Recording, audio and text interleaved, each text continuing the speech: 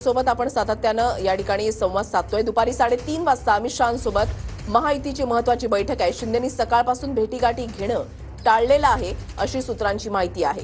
महत्त्वाची बातमी आपण पाहताय। दुपारी 3:30 वाजता अमित शहांसोबत महायुतीची बैठक होणार आहे। शिंदे हे सकाळपासूनच भेटीगाठी घेणं टाळलेलं आहे अशी सूत्रांची माहिती आहे।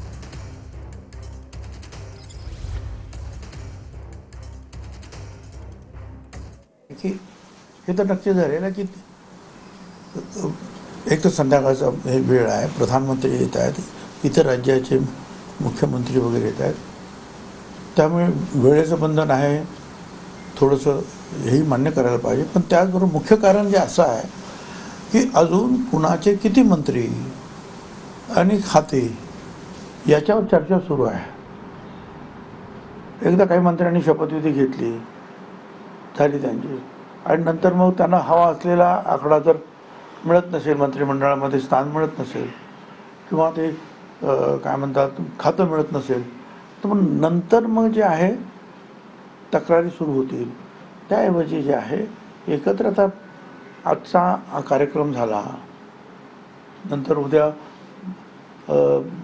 बाबासाहेब आंबेडकरांचा महापरिनिर्वाण दिन आहे, तिथे सगळे जे आहेत आम्ही त्यांना आदरांजली अर्पण करायला जाऊ चैत्यभूमीवर।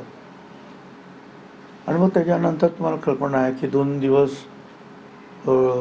सर्व आमदारांचा शपथविधी होऊन रीतसर जे आहे विधानसभेचं गठन होईल।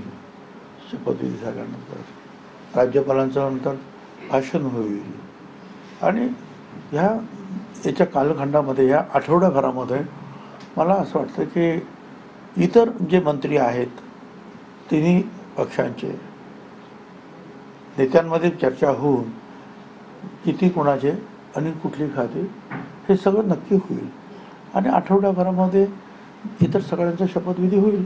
अनेक नेत्यांबरोबर आपण काम केलेलं आहे राजकारणामध्ये। अजितदादा सलग 6व्यांदा उपमुख्यमंत्री पदाची शपथ घेतली। कसा कमांड आहे त्यांचा या संपूर्ण खात्यांवर किंवा कशा प्रशासनावर, तुमचा त्यांच्याबद्दलचा कसा अभ्यास? नाही, हे तर आहे की अजितदादा जरा बोलायला जरा कडक बोलतात, पण त्याच्या पाठीमागे शिस्त हा राबवण्याचा त्यांचा उद्देश असतो। आणि त्यामुळे मला वाटतं 10 अंदाजपत्रकं बजेट्स त्यांनी सादर केलेली आहेत। त्यामुळे राज्याची आर्थिक परिस्थिती किती आहे ती डामाडोल जास्त होता कामा नये। चांगले जे आहेत निर्णय ते घेतले पाहिजेत, महिलांसाठी, पुरुषांसाठी, शेतकऱ्यांसाठी, विद्यार्थ्यांसाठी, सगळ्यांसाठी आणि विकास। परंतु त्याचबरोबर राज्याची आर्थिक स्थिती ही व्यवस्थित राहिली पाहिजे याच्याकडे त्यांचा कटाक्ष असतो।